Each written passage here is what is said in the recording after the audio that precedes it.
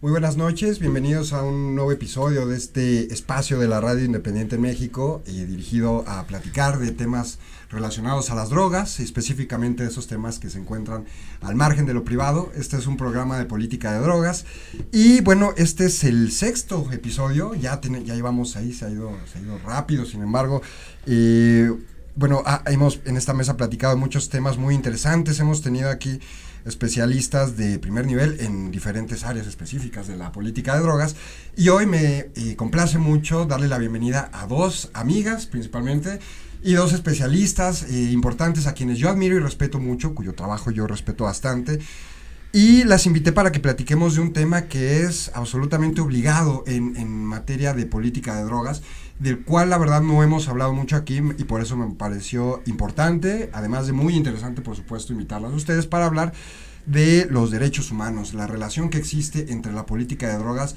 y los derechos humanos. A veces es una relación más amable que otras veces, entonces justamente a mí me gustaría que toquemos los dos lados de la moneda, tanto como la política de drogas, particularmente los sistemas de control que surgen o que son derivados del enfoque del paradigmático prohibicionista de la ONU, ¿no? los modelos prohibicionistas, cómo estos modelos han afectado a las garantías de los derechos, al respeto a los derechos de los individuos en diferentes lugares. Esto ustedes van a platicar bastante, nos van a dar una información muy interesante, y después vamos a tocar el otro lado de la moneda, que tal vez es un poquito más amable, que es cómo el consumo de drogas, bueno, toda esta discusión que se está dando en México desde el 2013, diría, tú lo recordarás bastante bien, Yamaya, pero bueno, vamos a tocar este tema, cómo los derechos individuales, también los derechos humanos pueden ser una herramienta para argumentar a favor de una reforma a la política de drogas. Y por último, me gustaría platicar con ustedes al respecto de los retos que tiene la política de drogas en materia de derechos humanos en México. Es la agenda que tenemos en el día, van a surgir muchos temas más, pero bueno, sin más, les doy la bienvenida. Aquí a mi izquierda tenemos a Maya Ordorica, quien es integrante de una de las organizaciones ciudadanas más importantes en México, dedicadas a a empujar la reforma a la política de drogas. Estoy hablando del colectivo Reverdecer, una asociación civil muy importante, y bueno, Amaya es además una activista que tiene una ardua y ya larga experiencia, y bueno, a quien yo conozco desde por ahí me parece que 2011, 2012, tenemos yo creo que varias batallas ahí juntos. Es un rato, un buen rato y muchas anécdotas también. Bienvenida, Maya, a la mesa, ¿cómo estás? estás? Muy bien, muchas gracias, Aldo, gracias por la invitación. Gracias a ti por aceptar y por estar aquí.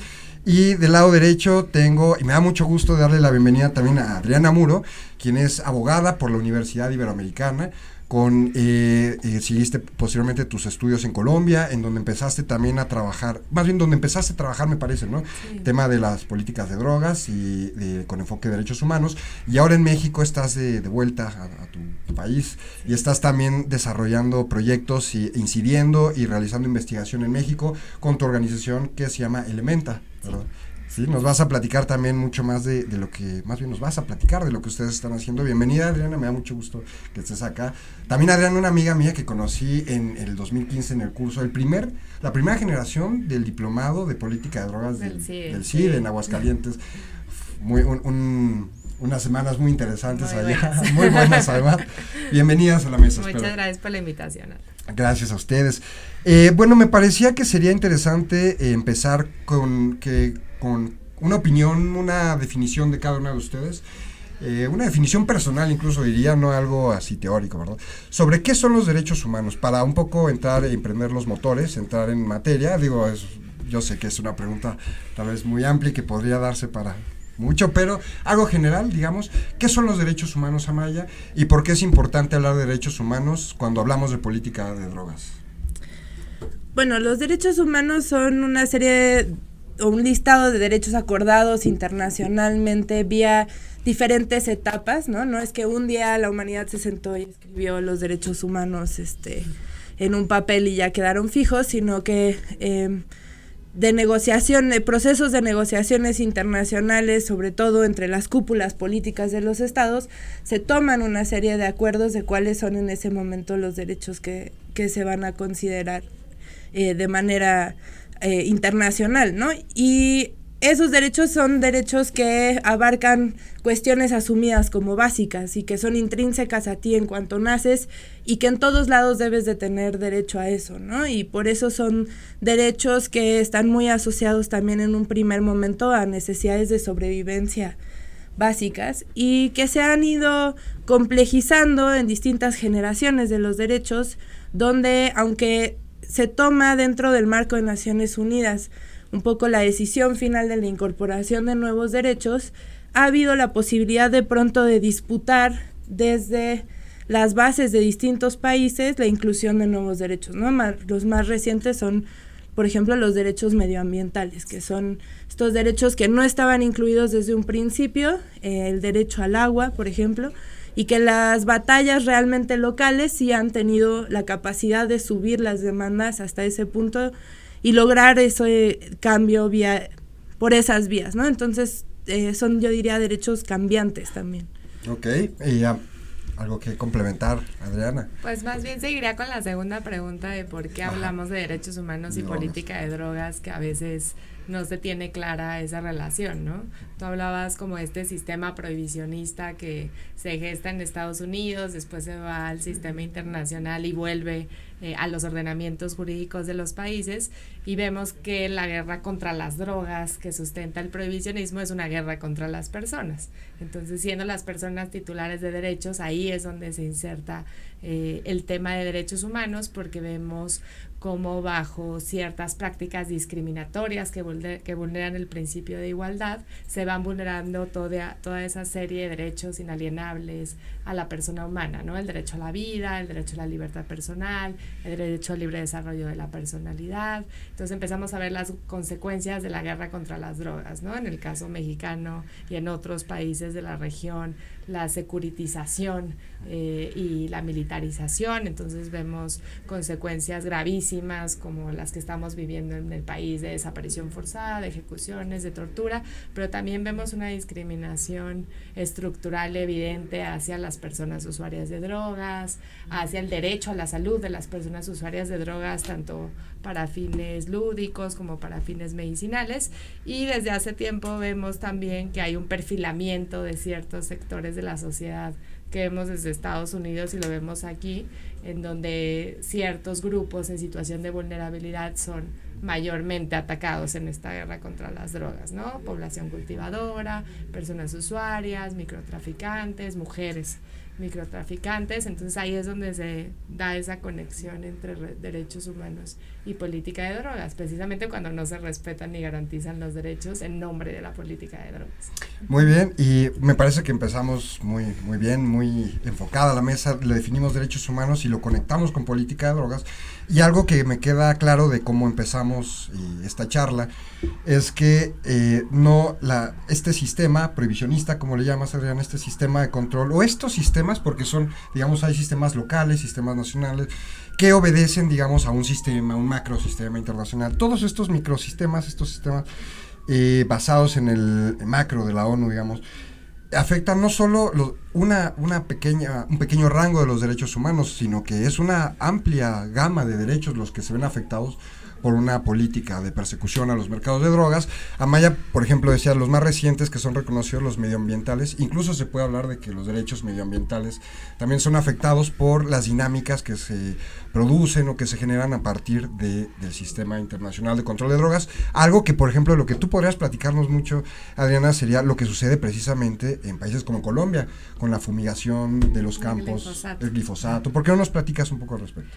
Pues bueno, como saben, Colombia es de los mayores productores de cocaína y de hoja de coca en el mundo. Entonces, la política prohibicionista que se dio durante mucho tiempo fue a través de un químico que se sabe que genera daños a la salud, provoca abortos espontáneos, daños en la piel, además daños a los cultivos distintos a la hoja de coca, ha afectado a miles de personas, y la Corte Constitucional en Colombia ya había señalado la prohibición del uso de glifosato, y sobre todo también por entender que fumigando no se iba a acabar los cultivos de hoja de coca. Al contrario, en los últimos años han aumentado proporcionalmente, pero también han aumentado los daños. Entonces, la Corte Constitucional hizo un análisis y estableció que el uso de glifosato vulneraba derechos humanos, además de que en Europa ya se está hablando y se están publicando artículos que establecen que incluso pueden causar cáncer.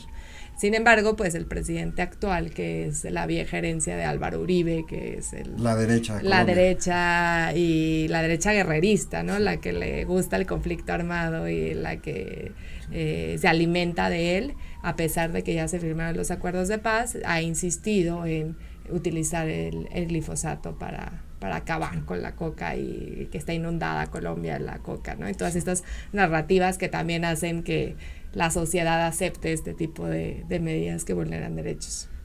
Y bueno, toda la afectación que con esto hay del medio ambiente. Esto es una parte, digamos, posiblemente de las más indirectas tal vez que existen, ¿no? De las afectaciones que produce la prohibición, la persecución de las drogas, de su mercado y sus usuarios. Puede ser esta una de las más indirectas, pero en México somos, Amaya, y tú lo sabes mejor que la mayoría de las personas en el país, somos muy testigos de los daños más directos que producen estas políticas, que son los daños, bueno, a la libertad, a la vida, y yo creo que sería muy interesante que tú nos platiques de lo que sucede aquí en México. Tú has tenido un acercamiento, tú y el colectivo Reverdecer y otras organizaciones con las que colaboras, han tenido un acercamiento con las víctimas de la guerra contra las drogas. Entonces, ¿por qué no nos platicas tú, Amaya, sobre estas consecuencias en el país, en México? Pues sí, pues es que justo Reverdecer nacimos en el momento del auge del movimiento por la paz con justicia y dignidad, entonces creo que eso ha marcado mucho el enfoque de nuestro trabajo y han sido en realidad los movimientos y los esfuerzos organizados de las víctimas quienes también han obligado a la política de drogas a que volteemos un poco a ver para allá, porque a veces nos enfrascamos en cachitos de la política de drogas y no conectamos todos los puntos y entonces parece que damos batallas separadas, pero en realidad tendríamos que estar avanzando de manera mucho más ligada y unida. Y creo que estas movilizaciones obligan a tomar un análisis hacia allá desde quienes somos personas usuarias diciendo, pues es que en nuestro nombre esto no puede ser lo que esté pasando, ¿no? Por evitar que yo haga esto que no daña a nadie, están justificando miles de desaparecidos, están justificando ya este momento cientos de miles de personas desplazadas, cientos de miles de personas muertas. Y esto viene del enfoque de militarización que mencionaba justo Adriana antes, donde durante las últimas décadas, y se piensa mucho que esto pasa desde Calderón, pero en realidad viene desde mucho antes, la participación del ejército en el combate a las drogas ya estaba presente, ¿no? En realidad la misma Sedena ha declarado oficialmente que es en los 60s, donde a partir de entonces hasta la fecha ha participado de manera permanente en tareas que corresponden a corporaciones civiles de seguridad, pero que las está llevando a cabo la Sedena desde entonces, ¿no? Y ha ido en aumento el presupuesto a las Fuerzas Armadas y ha ido en aumento el uso de elementos. Pero sí hay un cambio en 2008, ¿no? Y todos lo vimos, lo sentimos, estuvo gruesísimo ese se dispararon golpe, ¿no? los delitos de todo tipo. Exacto. Pero eso ¿qué tiene que ver? Tiene que ver con que cambia la forma en la que participan las Fuerzas Armadas desde ese momento. ¿Y cuál es la diferencia? Empiezan a sustituir titulares de seguridad pública de instituciones civiles a todos los niveles por militares en activo o en retiro. Y entonces eso quiere decir que el diseño y la ejecución de las políticas de seguridad civiles estaban siendo llevados a cabo por personas con formación militar y que de alguna manera siempre siguen respondiendo a la jerarquía militar, ¿no? Entonces, eso sumado a un aumento mucho mayor en el presupuesto y el aumento en el ejercicio de operativos conjuntos con policías civiles, pues disparó una crisis de violaciones a derechos humanos, ¿no? Y Calderón fue muy hábil diciendo teníamos una crisis de seguridad y lanzamos esta guerra, pero eso es falso. Hasta el momento donde él declara la guerra, la tasa de homicidios viene en un pique histórico. Desde los 90. Sí, no había un problema de seguridad. Él no lo mencionó en su campaña. No fue parte de los temas que lo llevó ahí. Para legitimarse. Y además fue, digo, el primer operativo, lo recordaremos, en Michoacán, fue por una solicitud del gobernador de Michoacán, es decir, no fue una iniciativa presidencial propiamente, se convirtió en el centro de la política del Ejecutivo Federal, pero no nació como tal, ¿no? Exacto. Sí, bueno, y me parece que tocas un tema que es muy interesante, Amaya, y que bueno, es además estructural en este tema, que es la participación de las Fuerzas Armadas. En efecto, digo, en México tenemos su participación, digo, ahí está la Operación Cóndor en los 70s, ¿no? Y muchas otras, pues, sin embargo, eran participaciones, diríamos, tal vez más aisladas, que con Calderón ya se normalizó más su participación con el argumento de que participaban solamente, si no mal recuerdo, en tareas relacionadas a atacar a grupos de alcances internacionales. Después con Peña Nieto ya fue hubo una mayor laxidad de la utilización de las Fuerzas Armadas, y me gustaría que de las dos, me gusta ahora tú, Adriana, que nos platicaras cuál es la expectativa que habría ahora con las reformas que ha habido en materia de seguridad en México, la formación de la Guardia Nacional, y qué expectativas habría sobre el respeto o no, o la mejoría, el mejoramiento en materia de respeto a los derechos humanos en cuanto a política de drogas. Pues creo que la sensación es un poco frustrante porque Andrés Manuel López Obrador había señalado que iba a desmilitarizar el país, que se iban a fortalecer las policías, ¿no? Porque si bien recordemos también que ingresan los militares, ingresa la Marina también, porque vemos unas policías municipales y estatales sobre todo muy fragmentadas, muy poseídas incluso por el crimen organizado, y pues se había prometido esa desmilitarización, ¿no? Entonces, después de todos los intentos de la Ley de Seguridad Interior, ¿no? Después de todas las luchas de los movimientos sociales, y nos sorprende con esta Guardia Nacional que además modifica la Constitución, es decir, nos da un revés de lo que pues muchas y muchos pensábamos que podía ser el inicio del fin de la guerra contra las drogas. Entonces eso es un poco lamentable, viendo la Policía Federal cómo le están quitando también todo tipo de derechos. Entonces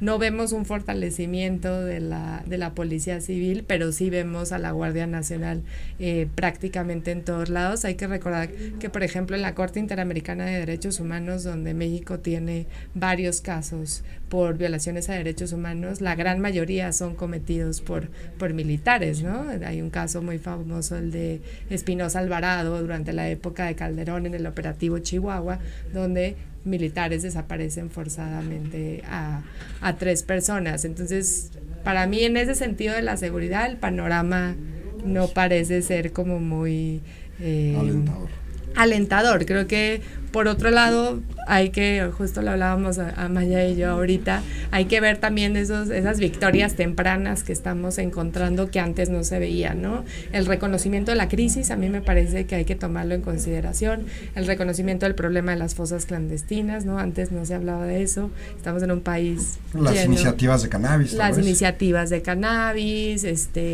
recientemente la iniciativa de amnistía,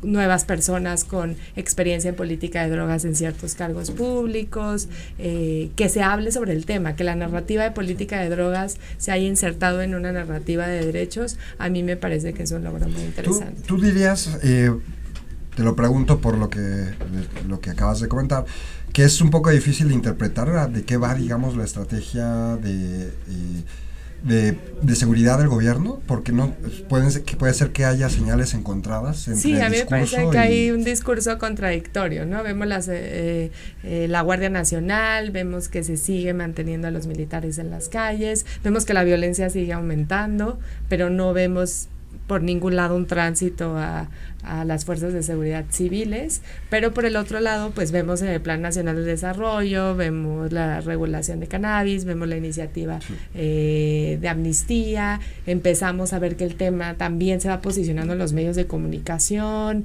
es decir, vemos ahí como esas dos contradicciones, y yo creo que ahí el reto como sociedad civil es ver de qué forma podemos empujar para que ciertos cambios se logren. Algo natural de un movimiento político tan diverso posiblemente, actualmente, ¿no, Amaya? Como el que ahorita, digamos, encabeza el régimen político actual en México. Es un movimiento diverso y posiblemente haya posturas que chocan ahí y se están acomodando las cosas. ¿Tú cómo lo ves, Amaya? ¿Cuál sería tu interpretación del panorama político mexicano en materia de seguridad, derechos humanos, política de drogas? Bueno, yo creo que discursivamente nos encontramos ante un cambio radical que no es menor, porque también la narrativa es una disputa que tenemos que dar, porque es sobre la que se ha colgado todo el resto de la estructura. Entonces sí es significativo que esté cambiando, y tenemos un Plan Nacional de Desarrollo que reconoce que fue fallido la estrategia prohibicionista. Tenemos una Estrategia Nacional de Prevención de Adicciones que sus dos objetivos oficiales son prevenir el consumo en menores de edad y reducir uso problemático en mayores de edad y uso y dependencia. A Gadi de comisionado. A Gadi de comisionado, que son grandes señales, ¿no? Y estos son estrategias sobre las cuales se van a tener que regir no solo la Secretaría de Salud, no solo CONADIC, aquí está involucrado la Secretaría de Bienestar, Cultura, está presente el INJUVE, además está uniendo la estrategia a estrategias que están implementando otras instituciones que no son seguridad. Entonces yo ahí veo que hay una batalla muy fuerte. Acuérdense que el sexenio antepasado se lanza el Súmate el ENFA y sale la estrategia de militarización de la prevención de adicciones. Y acá lo que tenemos es un montón de secretarías diciendo, a mí me toca hacer una parte de este tema, ¿no? Y prevención de adicciones es generar condiciones dignas de vida, básicamente, ¿no? Entonces, es un cambio no solo discursivo, sino de recursos que me parece que siguen en disputa, y es una disputa que tenemos que seguir y estarle poniendo atención porque es grande, ¿no? Incluso que el lema de la campaña contra las adicciones es Juntos por la Paz, ni siquiera habla de sustancias, ¿no? Ni de vive sin droga. Exacto, ¿no? Sino parte de un objetivo hacia el cual vamos a avanzar de manera organizada, conectada. O sea, no es menor. Claro que ahora tenemos que ver cómo vamos a lograr monitorear que estas instituciones que llevan muchísimos años trabajando totalmente al revés, implementen una política nueva, con un montón de gente que no necesariamente comparte la totalidad del mismo entendimiento del cambio de paradigma que anuncia el gobierno. Entonces va a haber que estar monitoreando, pero siempre usando que arriba ya hubo un compromiso y no lo soltemos, porque es una herramienta que cambia nuestro escenario político, ¿no? Y creo que eso es fundamental. Y lo mismo pienso con la Guardia Nacional. Sigue habiendo una disputa sobre a qué secretaría, si le toca a la Secretaría de Seguridad o si le toca a Defensa, qué recursos sobre la Guardia Nacional. Y hay una disputa administrativa que es política y es de control sobre las instituciones. Entonces, hay batallas ahí que sí se están dando y hay que verlas, y ahí lograr sostener la parte que sí avanza y exigir que avance la que no, ¿no? Guardia Nacional, Sedena la trae muy de gane, ¿no? Eso parece, pero parece que todavía hay una discusión abierta. Okay, bueno. Interna también, ¿no? Entre las mismas instituciones. Bueno, es interesante el panorama. Yo siempre digo que hay algo bueno que tiene la política en México, y es que nunca es aburrida. Totalmente. Esa es, digamos, una cosa buena que si hay que encontrarle, se la encontraríamos por ahí, ¿no? Sí, coincido con las dos, ¿no? Bastante. Yo encuentro también muchas señales contradictorias. Me parece que es normal, porque sí me creo yo que el grupo político que llegó al poder, fue un grupo político muy grande que se formó en un tiempo bastante corto, ¿no? Y que entonces había de repente un montón de espacios, ¿no?, que llenar, y también buscó siempre ser un movimiento incluyente y demás. Era un poco esperarse que el reacomodo de un cambio fuera tan complicado, ¿no? Y yo sí veo en política de drogas señales muy contradictorias, porque en efecto, las iniciativas, la iniciativa de drogas, yo coincido que es la mejor iniciativa que se ha presentado en el Congreso hasta ahora, que hay 2 o 3 cosas que no me gustan, pero en general me parece que es la mejor que se ha presentado hasta ahora, mucho mejor, menos estatista que la de Gil Suárez, que a pesar de que es liberal, era una iniciativa bastante estatista. Entonces veo señales buenas. Lo de Gadi para mí fue así, una noticia muy sorprendente, muy buena. También hay declaraciones, particularmente el presidente, como de todo este tema de llamar a estigmatizar usuarios. Entonces, el mal de las mañaneras. Sí, exacto. Va a ser interesante lo que venga en las próximas semanas. creo yo que algo que va a ser importante en la discusión política es que no se pierda del eje de la discusión el tema de la jurisprudencia y el reconocimiento, y de esta manera ya pasamos, digamos, al segundo tema, ¿no? Que es la discusión sobre los derechos y las libertades individuales, a favor de la reforma, digamos, como un argumento reformista. Bueno, por cierto, antes, porque se me está yendo de hace rato, llevamos media hora del programa, y desde el principio tenía que decir que a quienes nos estén viendo, tenemos 10 periódicos de La Dosis que vamos a regalar a las 10 primeras personas que escriban ahí en el chat de Radio Pacheco. Así que bueno, los 10 primeros que escriban tienen un periódico de La Dosis, y también estamos regalando una visita al club, una visita que es una visita doble. Pueden venir 2 personas a usar las instalaciones del club Xochipilli. Esa, vamos a poner un poco más difícil, esa va a ser para los que digan, va a ser fácil haciendo la tarea. ¿Qué número de episodio es este? ¿Va? El primero que ponga ahí qué número de episodio de Al Margen de lo Privado es este, se gana una visita gratuita doble al programa. Así que Beto va a estar muy pendiente, ¿verdad, Beto? Sí. Muchas gracias, Beto, nuestro buen compañero de cabina y gran amigo Beto, que está en los controles, como siempre. Gracias, Beto, un saludo, por cierto, no te saludo al principio como lo solemos hacer. Vamos a entrar entonces al segundo tema. La discusión sobre el derecho al libre desarrollo de la personalidad, el derecho a la autonomía, como un argumento a favor de la reforma. Lo comentábamos al principio. Este es un tema que, bueno, ahora me cambió la visión. Estaba platicando con Adriana antes de que empezara el programa. A mí me encantó, ¿no?, que en México la prohibición se empieza a resquebrajar a raíz de la jurisprudencia de la Suprema Corte, que reconoce que la prohibición administrativa del cultivo, uso y todos los actos relacionados al uso del cannabis es inconstitucional por violar el derecho al libre desarrollo de la personalidad. Me enteré hace rato que en realidad esto es, en palabras de Adriana, casi un copy-paste de algo que sucedió en Colombia. El ministro, sí. No, ok, no lo va a oír, seguro. Lamentablemente para nosotros no lo va a oír, pero bueno. Entonces, bueno, a mí me encanta que en México la prohibición se haya empezado a romper con estos argumentos que, si a lo mejor son retomados, ¿no?, de lo que sucedió en Colombia algunos años antes, pues me parece que es una buena forma de agarrar al toro por los cuernos, porque a diferencia de lo que sucede en la mayoría de los países en los que se discute la reforma de la política de drogas, normalmente los argumentos son muy del corte costo-beneficio. Hay mucha violencia, se han disparado los delitos, los usuarios están expuestos a las redes criminales, conviene una regulación costo-beneficio, ¿no? Y en México, digamos, siempre fueron los argumentos, como es natural que suceda, ¿no?, a través de los cuales la sociedad civil buscamos, y las generaciones antiguas buscaron desde hace mucho, y más recientemente nosotros hemos buscado una reforma diciendo la prohibición nos está afectando, ¿no? Es conveniente regular. Sin embargo, un litigio estratégico que empezó en el 2013 y culminó en el 2015, bueno, y después tuvo sus efectos que cerraron, digamos, este año. Un litigio estratégico logró poner en el centro de la discusión relacionada a la reforma en México, poner en el centro el tema del derecho individual a hacer uso de tu conciencia, desarrollar tu personalidad libremente, derecho que está contenido en el artículo 1 constitucional. Así se ganó, digamos, bueno, ya hemos hablado mucho en esta mesa de ese tema, así se ganó el primer caso, el primer amparo a favor del cultivo y el uso, en noviembre del 2015 para el Grupo Smart. Después se dieron los otros 4 casos que culminaron el año pasado con la jurisprudencia que se publicó este año. Bueno, un poco larga la introducción, disculpen, pero me parece que era buena y un poco necesaria para desarrollar este tema, porque ¿qué ha pasado? Que recientemente, hace 2-3 semanas, en México algún juez, me parece fue un juez de distrito, otorgó un amparo para que 3 personas tengan la posibilidad, no sean, digamos, perseguidos por usar y portar cocaína. Ahora hubo el viernes de la semana pasada una marcha aquí en el centro de la Ciudad de México buscando despenalizar la investigación científica y el uso medicinal de los hongos psilocíbicos, algo histórico, ¿no? Fue un movimiento mundial y bueno, México creo que es un gran lugar para que se dé, es el país la región del mundo que concentra más variedad de hongos psilocíbicos, y ellos también argumentan el derecho al libre desarrollo de la personalidad. Entonces me parece que lo que la jurisprudencia de cannabis desencadenó desde el 2015 con el primer caso a Smart fue una discusión que yo creo que al principio todos lo pensamos, oye, este criterio de libre desarrollo de la personalidad para usar marihuana aplica con otras drogas.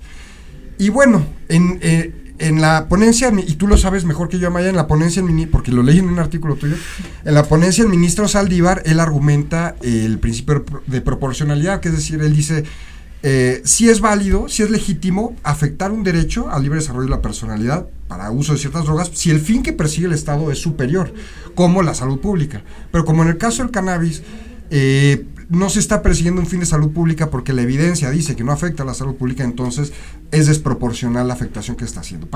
Algo así más o menos, ¿no? Uh-huh. Entonces, esto ya no se aplica con lo que sucedió con cocaína, me parece. Así que bueno, es que es un tema que me apasiona, ya me aventé muy largo, pero me gustaría mucho que tú, Amaya, nos dijeras, ¿cuál sería, la pregunta sería esta, este argumento del derecho al libre desarrollo de la personalidad, ¿estará siendo el rompimiento de la prohibición más allá del cannabis en México? Lo que ha pasado con cocaína y con las nuevas manifestaciones. Bueno, esperemos que sí. Yo creo que simplemente el llegar a este punto de poder cuestionarnos por qué una sustancia está siendo regulada de esta manera y está fracasando, nos va a llevar obligadamente a preguntarnos sobre las demás, ¿no? Entonces, yo creo que lo que nos da este punto con el último amparo que dio la jurisprudencia fue ya un nivel de presión al Senado mucho más grande y en un contexto donde por primera vez se posicionan al mismo tiempo los tres poderes de la Unión. Y entonces tenemos al Poder Ejecutivo vía la Secretaria de Gobernación, que es quien presentó la iniciativa que está en el Legislativo, tenemos la jurisprudencia de la Corte y tenemos al Legislativo que recibió esa iniciativa y todas las bancadas salieron a apoyarla, ¿no? Entonces, desde entonces han estado habiendo foros en el Senado que muchos de ellos han sido convocatorias abiertas y que la mayoría de la gente que está llegando está claramente a favor de la regulación, pero lo interesante es que parece que por fin hemos avanzado a otra conversación y lo que se está hablando en estos foros ya no es si hay que regular o no hay que regular, ya es la discusión de cómo hay que regular, ¿no? Y entonces, ¿qué etapas, cada etapa cómo, qué reglas se le ponen, en qué leyes se sostiene, ¿no? ¿A qué modelos es comparativo de regulación? Y creo que criticamos a veces mucho, no, otro foro, no sé qué, pero si no vemos que el cambio del contenido de las discusiones está avanzando hacia algo cada vez más concreto, entonces creo que sí hay ahí una lectura que eso nos da, ¿no? Nos da una posibilidad de ver hasta dónde ha llegado esta discusión y que no hubiera podido avanzar sin el reconocimiento del derecho como personas usuarias, me parece, y el reconocimiento de campesinas y campesinos, que creo que hay algunos actores más recientes en las movilizaciones, ¿no? Donde se ha sumado la industria con mucha más fuerza, sobre todo la industria mexicana, y otro de los actores me parece que es justamente la de los campesinos, ¿no? Que están empezando a salir a decir nosotros también y tenemos una serie de demandas y creo que como usuarios tenemos que anclar nuestras demandas a las de ellos, ¿no? Porque creo que existe la posibilidad de decir, no, con que quiten posesión y ya estamos chido y vamos bien. Yo siento que así separamos el movimiento y vamos con menos fuerza y con menos claridad. Si exigimos el paquete completo, una regulación integral que priorice los derechos de campesinos y de personas usuarias de manera conjunta, podemos pensar en un proyecto que además encaja con la narrativa de construcción de paz que ha puesto el presidente como condición para pensar en regular, entonces ensensarta políticamente en la coyuntura. Y creo que es una oportunidad muy fuerte, ¿no? Y que como usuarias y usuarios tenemos que pensar en cómo vamos a tener esa unión y ese diálogo y empujar una agenda común, porque sí es un momento pues muy nuevo el que se da y a una velocidad rapidísima después de lo de la jurisprudencia, ¿no? Sí, de acuerdo. Y bueno, sería interesante que nos platicaras, Adriana, lo que pasó en Colombia. ¿Conoces bien lo que pasó en Colombia? En México fue en 2015 el primer amparo. ¿Cómo fue en Colombia? Bueno, primero decir que Colombia y México tienen sistemas jurídicos y constitucionales distintos. Es decir, acá, mientras el amparo solamente afecta a una sola persona, la decisión de la Corte Constitucional allá tiene efectos para todos, digámoslo así en palabras fáciles. Okay. Allá se da en un momento muy interesante que es muy parecido a porque se da en el medio de la época complicadísima en Colombia, donde estaban los grandes cárteles de narcotráfico. Las sentencias de 1994 de un juez que era espectacular, porque ya murió hace poco, que se llama Carlos Gaviria. Les invito a que la lean porque no es la típica sentencia como que no entiendes ni la mitad porque parece que está en chino, sino que es una sentencia realmente bonita. Porque habla mucho del libre desarrollo de la personalidad y de la injerencia del derecho dentro de la esfera jurídica de las personas. Entonces es muy interesante, es la C-221 de 1994, así la pueden encontrar en Google, y pues para la época era absolutamente innovadora, permite lo que allá llaman la dosis personal. La dosis personal de allá, por ejemplo, de cannabis es de 20 gramos. Y eso permitió abrir una línea jurisprudencial de la Corte Interamericana y de la Corte Suprema, porque ellos tienen Corte Suprema y Corte Constitucional, que permitió otros criterios muy interesantes como la dosis de aprovisionamiento. Este se da en un caso de un soldado que llevaba más de la dosis personal, mucho más. No recuerdo, creo que era como unos 200 gramos, para una operación, y lo meten a la cárcel porque estaba por más de 20 gramos.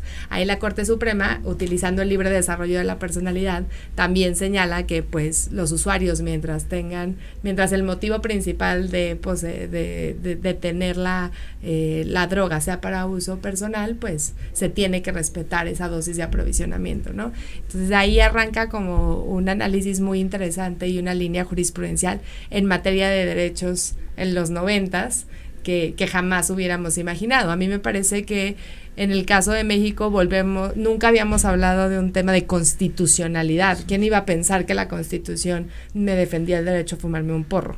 ¿No? Entonces es muy interesante también, y creo que eso la Suprema Corte lo hace a pesar de como estos candados que tiene el amparo, a pesar de ser el recurso adecuado y efectivo para proteger derechos. Creo que, como dice Amaya, abre esa discusión de yo soy titular de derechos, uno de mis derechos es el libre desarrollo de la personalidad y tu Estado tienes la obligación de garantizármelo, ¿no? Y cómo eso permea el legislativo y el ejecutivo. Entonces yo creo que Colombia abrió en ese momento como ese estándar, y pues es interesante que el llamado copy-paste, pues porque el libre desarrollo de la personalidad, ¿no? Y si uno analiza Argentina, justo estamos ahorita trabajando en un estudio sobre las decisiones de las cortes constitucionales en la región, vamos viendo cómo se va perfeccionando el argumento en materia de derechos humanos y usuarios de drogas. Creo que no solamente en México tenemos pendientes otras sustancias, sino otros actores en la política de drogas, ¿no? ¿Qué pasa con los cultivadores de amapola en Guerrero? ¿Qué pasa con el cultivo de marihuana? ¿Qué pasa también con las personas que están en la cárcel por narcomenudeo? Es decir, yo coincido con Amaya en que toda esa cadena de producción que va desde el cultivador hasta la persona usuaria, tenemos que unirnos para buscar una regulación con enfoque de derechos, ¿no? Es ahí donde le damos contenido a ese concepto que a veces repetimos todo el tiempo, pero que es la única forma en la que se haga realidad. Y comentabas recomendabas más bien leer la ponencia del ministro de Colombia, el ministro Gaviria. En México yo recuerdo que la ponencia que fue muy interesante cuando se discutió, es más, de hecho, sí fue cuando ya se aprobó el 4 de noviembre, fue la del ministro Cosío. Fue una ponencia muy buena, se publicó en Proceso y me parece que él hace el análisis más profundo, incluso más que el mismo Saldívar. Me gusta, la recomendamos también, la encuentran en Proceso de aquellos tiempos. Bueno, y también comentábamos el tema de la marcha que hubo recientemente sobre ¿supieron ustedes de la marcha? ¿Fueron? Sí, yo no pude ir. No, yo no pude ir, pero ya después, al parecer hubo unas declaraciones de Horta, el de seguridad acá de la ciudad, que se ve que tiene como el tacto de un elefante, porque es un poco bestia. Platícanos. Bueno, y habría que corroborar esta información y buscar más fuentes, porque yo solo vi un par de notas, pero había hecho una declaración diciendo que se iba a investigar los puestos que estuvieron vendiendo antes de la marcha, y como que no, al parecer, no quedaba del todo claro que era la marcha de los hongos, ¿no? Parecía haber ahí una confusión interesante y entonces, pues más bien ahí hay que nada más estar al pendientes de que eso efectivamente no sea nada y yo creo que no se van a echar ese pleito porque para qué, pero pues son de esas declaraciones también pues que llevan a que le tiren brillantina en la cabeza, ¿no? Entonces... Hay que aventarle hongos ahora. Exacto. Sí, no, y esa es la responsabilidad cuando uno habla del Estado, habla de todos los servidores públicos y todos los titulares que están en las instituciones. Entonces, todos tienen la obligación de respetar derechos y de no generar discursos que causen discriminación o que puedan poner en riesgo a las personas. Totalmente, y ese sí es un tema que sí tenemos que, me parece, disputar con Andrés Manuel, y me parece que ahí hay un tema de una brecha generacional que no ve este movimiento como un movimiento social tradicional dentro de su imaginario, que le pasa con otros movimientos también, ¿no? Y que creo que tenemos que hacer un muy buen trabajo de posicionarnos como usuarios como un actor político súper activo, ¿no? Participar en los eventos, llenar los foros, organizar cosas, ir a las marchas, ¿no? Poder fortalecer estos espacios y los espacios organizativos, mientras más grandes mejor, y aunque a lo mejor cada uno tengamos ligeras diferencias, sí necesitamos ahorita estar avanzando unidos, porque sí hay una posibilidad que no había habido en ningún sexenio previo, ¿no? Esta iniciativa que tú dices, pues yo creo que es muy buena, que hay posibilidades de mejorarla, pero además hay posibilidades de que eso suceda, ¿no? De que todavía se afine más esa iniciativa, pero que esa iniciativa sí parte de escuchar las necesidades de los distintos movimientos, entonces hay que asumirla como algo nuestro que hay que empujar y defender y exigirle los cambios que queramos, pero ser un actor político súper activo y que nos vean, y que nos vea todo el mundo, que nos vea nuestra familia, que sepan que somos usuarios y que este es el momento para tener la conversación y decir por qué es bueno para México que se regule, por qué no está bien discriminar y detener usuarios y por qué esto abona un ciclo de violencia más que el uso, ¿no? Y desmitificar también esta idea que hay allá afuera sobre nosotros los usuarios de que consumimos y nos volvemos estos seres violentos, cuando en realidad lo que hay que visibilizar es que son sus políticas las que vienen de la mano de la violencia, ¿no? Y no solo porque ejercen violencia cuando se implementan, como las mismas detenciones, sino porque acomodan recursos públicos de manera negativa y se concentran en la criminalización de usuarios. O sea, son principalmente personas detenidas por narcomenudeo y en sus dos modalidades las que ingresan a los centros penitenciarios. Eso implica horas de policía, horas de ministerio público, horas de juez y recursos del sistema penitenciario, cuando en delitos como desaparición, secuestro, tortura, tenemos índices de 99% de impunidad. Entonces también se trata de contarle a la familia y decirle, mira, esta es la información que hay, estos son los cambios que podrían suceder, y empezar a involucrar a todo mundo en el debate, ¿no? Creo que sí estamos en ese momento. Sí, de acuerdo, completamente de acuerdo contigo. Y comentaba hace un rato lo del criterio del principio de proporcionalidad que se utilizó con marihuana, que no se aplica con otras drogas, ¿no? Sin embargo, sí se aplica con el tema de los hongos, ¿no? Entonces me parece que por ahí, por el tema de los psicodélicos, puede haber algún camino, alguna especie de, ¿no? De que se puede hacer algo a través de la vía judicial. Y quienes también están muy positivos son los chavos que organizaron la marcha. Bueno, lo digo los chavos con cariño porque son buenos amigos míos.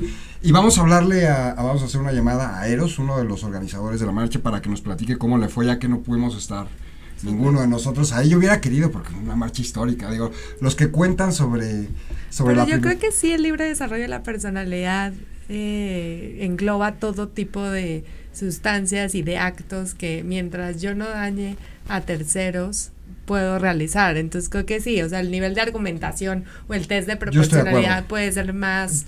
Sí, se puede discutir. El camino puede ser más difícil, pero sí, yo creo que sería incongruente que no lo fuera. Claro, yo también estoy de acuerdo. Vamos a hablarle a Eros y que nos platique cómo le fue en la marcha, ¿vale?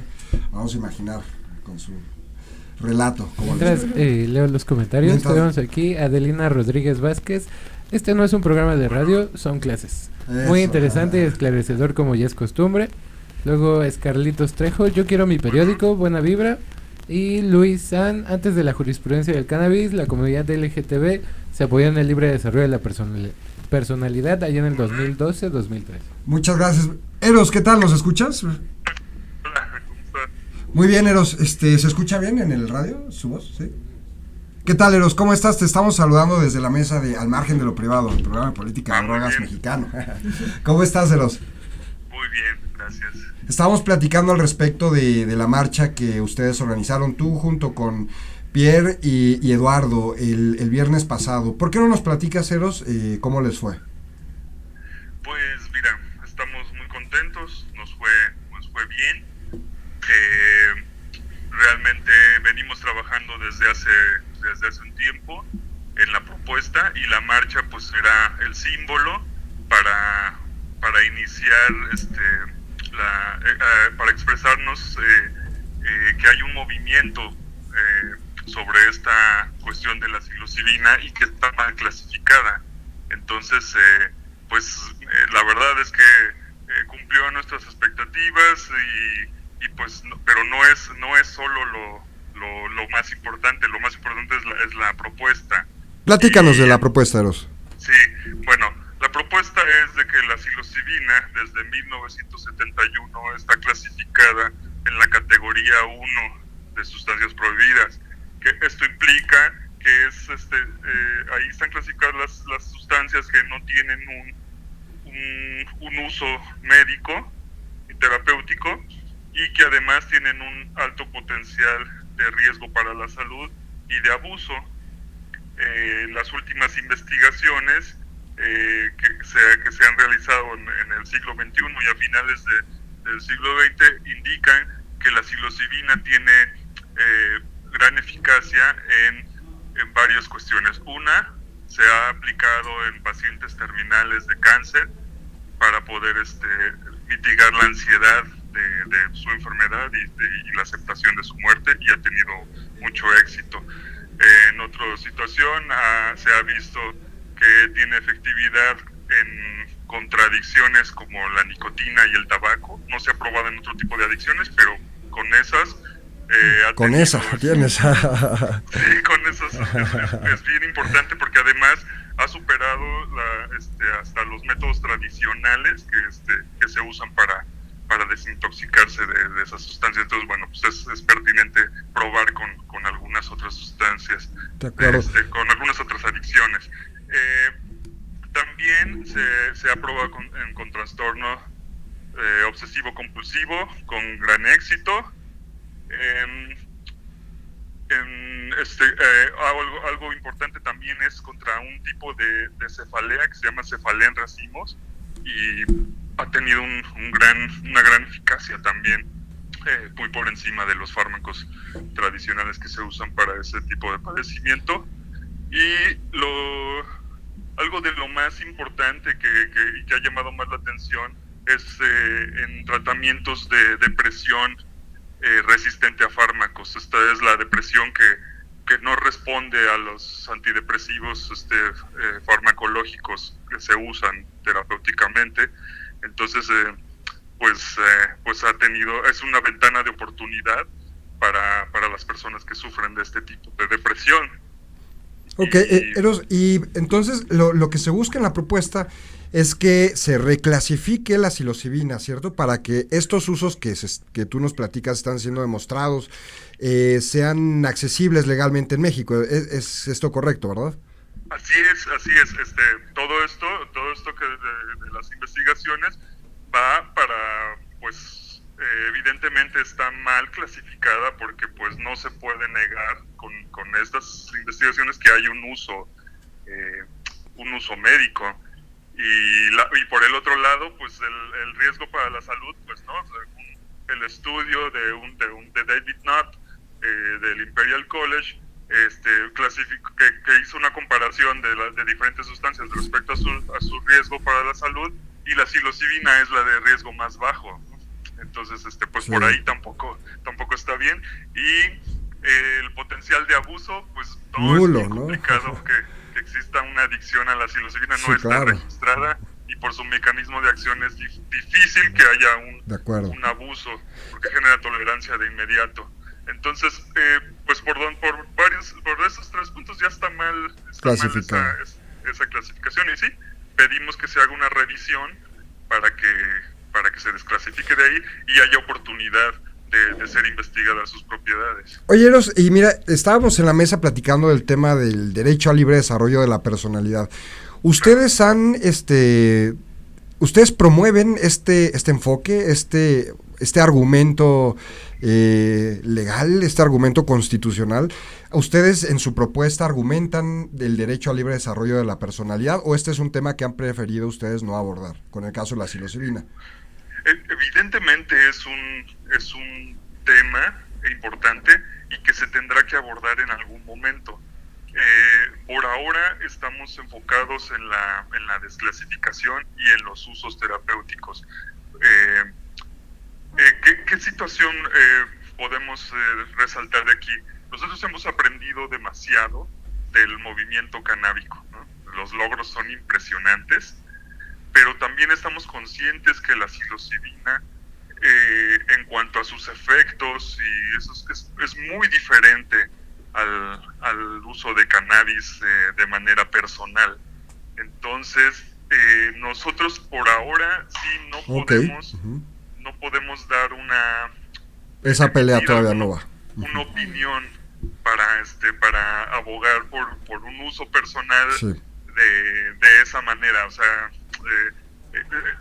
sí queremos que se haga ceremonial y eso, porque bueno, pues eso sí está contemplado, pero ahí está el problema, que no, en algún momento haremos algún consenso para ver cómo abordar esa situación, porque es muy diferente. O sea, de acuerdo.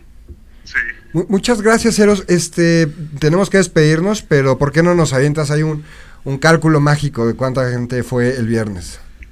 Pues mira, nosotros estábamos bien ocupados en la logística, pero me dicen, unas personas que contaron, me dicen que bueno, que había 150 y algunos otros dicen 200 y bueno, ya al final parece que se quedaron algunos 100. Nos agarró la lluvia, pero permanecieron las personas. Hongosto. Sí, no, le agradecemos mucho. Bien septiembre, pero que hayan permanecido y hayan marchado con nosotros a pesar de la lluvia. Sí. Pero bueno, pues la lluvia es la vida para los hongos. Exactamente. Creo que en este caso se expresó y pues les agradecemos mucho a todos los que nos apoyaron. Yo te agradezco mucho a ti, le agradezco a Pierre, le agradezco a Eduardo que hayan organizado esta marcha, que pues es un granote de arena en el movimiento de reforma en México, así que un saludo fuerte a su proyecto, a su iniciativa. Les mandamos aquí en la mesa de Al Margen de lo Privado y un fuerte abrazo. Eros, estamos en contacto y en comunicación para próximas ocasiones. Gracias, Aldo. Que tengan buena noche, hasta luego, Eros. Igualmente, hasta luego. Bueno, dice 150, 200 asistentes. La primera marcha de la marihuana en México en el 2001 fueron 15. Entonces, digamos que empezaron poco fuerte, ¿no? Bueno, y empezaron con su primera marcha llegando a Palacio Nacional. Además, que cierto, también es algo cierto. Que nos costó como movimiento canábico. Y como movimientos en general, el sexenio pasado, el Zócalo no se podía, ¿no? Pero bueno, disputas que se van ganando también. De acuerdo, sí. Uh-huh. Sí, se ve ahí el crecimiento del movimiento de reforma, ¿no? Uh-huh. Digo, cuando nos conocíamos, cuando nosotros nos conocimos también, no era muy imaginable una marcha a favor de la legalización de la psilocibina, la verdad, ¿no? Entonces, es interesante, se está poniendo interesante sin duda. Sí se está resquebrajando el paradigma, a pesar de que la prohibición, siempre digo, patalea duro todavía, y bastante duro, ¿no? Sí. Y bueno, tenemos que cerrar el programa, hay 5 minutos, entonces me gustaría que, como habíamos dicho al principio, que ustedes den una opinión al respecto de cuáles son los temas que vienen, los temas pendientes y por donde hay que empujar el trabajo más duro, digamos, que tenemos enfrente del movimiento en materia de derechos humanos, reforma política de drogas. Bueno, yo creo que, como lo hemos venido diciendo, tiene que ser un movimiento y un impulso integral, ¿no? Que no hay que quitar el dedo del renglón en la política contra las adicciones, todo el tema de enfoque de salud pública, consumo problemático, consumo no problemático, cómo se está atendiendo, cuáles son las campañas y como señala Maya, ir haciendo un monitoreo, una marca personal frente a esas iniciativas en favor de las personas usuarias, las iniciativas en favor de las personas cultivadoras también, ¿no? Al principio se hablaba como de muchos proyectos en Guerrero, qué está pasando con eso, ¿no? No hemos como tenido más noticias. Seguir impulsando el tema de la regulación de marihuana, yo creo que esta iniciativa en la que nos hemos sumado muchas organizaciones y personas de regulación por la paz, que acá Maya es una de las lideresas. Saludos al colectivo Regulación por la Paz. ¿no? También que nos impulsan y que eso es lo chido, espero que nos ¿no? estén viendo varios. Hicieron el primer encuentro que estuvo súper chido, que fue gente bien interesante, entonces seguir sumarnos con el movimiento de derechos humanos, como señalábamos anteriormente. Por ejemplo, una invitación, mañana se cumplen los 5 años de la desaparición de los 43 estudiantes en Ayotzinapa. Si uno analiza ese caso es pura consecuencia de la guerra contra las drogas y de la prohibición, emblemático, ¿no? Sí, ¿no? Sí. Y no solo como grave violación a derechos humanos, si uno le rascara más, entendería que es el mejor ejemplo de las consecuencias de la guerra contra las drogas. Entonces, invitar a las personas usuarias del movimiento canábico a que se sumen con esas familias y acompañemos mañana a la marcha, que monitoreemos la ley de amnistía, ¿no? ¿Qué está pasando con eso? ¿Qué falta? ¿Qué sobra? Y en general que sea integral ese movimiento para impulsar cambios, seguir con la narrativa y no dejarla ir, ¿no? De acuerdo, muchas gracias, Adriana. Amaya, ¿qué tenemos pendiente en materia de derechos humanos? Pues estoy totalmente de acuerdo, creo que uno de los primeros grandes pendientes que tenemos es que no se nos estanque la iniciativa que está en el Senado, vamos a impulsarla, que salga y a participar en el debate de cómo debe de ser la versión final que salga de las comisiones del Senado. Entonces, pues invitar a todas y todos a asistir al coloquio de personas usuarias de cannabis, que va a ser este lunes 30 de septiembre de 10 de la mañana a 2 de la tarde en el Teatro Benito Juárez. Entonces, asistamos, llenemos los eventos, que no les quede de otra más que decir que la tendencia de la gente que asistió a estos eventos fue absolutamente favorable, pero además para hacer trabajo de incidencia luego es importantísimo poder decir, es que la gente que fue a ese evento dijo esto, ¿no? Y sí es una herramienta que después sirve para estar presionando constantemente. Y como decía Adriana, entren a Regulación por la Paz, tuvimos el encuentro nacional, se sumaron más de 100 personas de toda la república, fue súper interesante, nos dividimos en comisiones, estamos trabajando en comisiones de la gente que asistió a ese encuentro. Y hay una manera muy fácil de sumarse, que es meterse al sitio web y en la pestaña de Súmate, meten ahí sus datos y entonces les va a estar llegando información de todos los eventos a los que estamos dando seguimiento, los que estamos organizando. Y la idea también es poder empezar a organizar más a nivel estatal una conexión con los procesos de incidencia que se están llevando acá y entonces poder fortalecer. Y creo que para eso sí está funcionando muchísimo el proceso del encuentro. Cada vez somos de más estados, pero necesitamos crear esta conexión en torno a la iniciativa y a la estrategia para poder salir como una voz fuerte, súper clara, a decir, somos un montón y queremos esto mismo todos, ¿no? Creo que lograr mostrar eso públicamente va a ser fundamental. Sin duda, sí, yo también creo que es importante seguir discutiendo, a pesar de que muchas veces los del movimiento decimos, ya discutimos mucho, ya regulen, todavía hay que seguir discutiendo, ¿no? Y precisamente por eso es que existe este programa en el que yo espero tenerlas, y seguramente así será si ustedes aceptan, claro. Más adelante seguir aquí porque, como bien dice Maya, hay que discutir las drogas, si bien son un tema privado, ¿no? También son un tema público y aquí nos gusta discutir todas esas que se encuentran precisamente al margen de lo privado. Amaya, ¿te gustaría decir algo para despedirte de nuestro auditorio? Auditorio del auditorio va a decir, pero es que escuchan doble. Pues qué chido que escucharon, y en las redes sociales de Reverdecer Colectivo y Regulación por la Paz podemos seguir conversando y pues buenas noches. Muchas gracias, Amaya, espero que nos visites pronto. Gracias a ti, Adriana, gracias por habernos visitado. ¿Algún mensaje, un Saludo. No, pues qué padre que sigan existiendo también estos espacios. Yo digo que el podcast es el futuro de acuerdo, de sí. la comunicación también de esas narrativas. También pueden seguir nuestro trabajo en Colombia y en México en Elementa DDH. Estamos por iniciar un proyecto también que va a tener que ver con usuarios, ahí estamos cocinándolo. Sí. Y nada, muchas gracias por la invitación y feliz de volver. Muchas gracias, gracias a ustedes, les reitero que espero tenerlas más adelante, les haremos la invitación, y a ustedes, a los que nos acompañan aquí en cabina, Ade, Beto y todo el mundo, los que nos esté viendo, y los invitamos a que la próxima semana nos vuelvan a sintonizar a las 19:30 aquí en la red de Radio Pacheco 420 lo encuentran en Facebook, o nos pueden seguir también los podcasts, se suben a YouTube, se suben a Spotify, así que si buscan ahí Al Margen de lo Privado nos encuentran, y si quieren seguirnos en vivo, que se pone bueno, es los miércoles a las 19:30, los esperamos aquí en Al Margen de lo Privado. Muchas gracias, Beto. ¿Hay algunos saludos más? No, bueno, entonces muchas gracias, nos vemos la próxima semana. Gracias. Gracias. Gracias.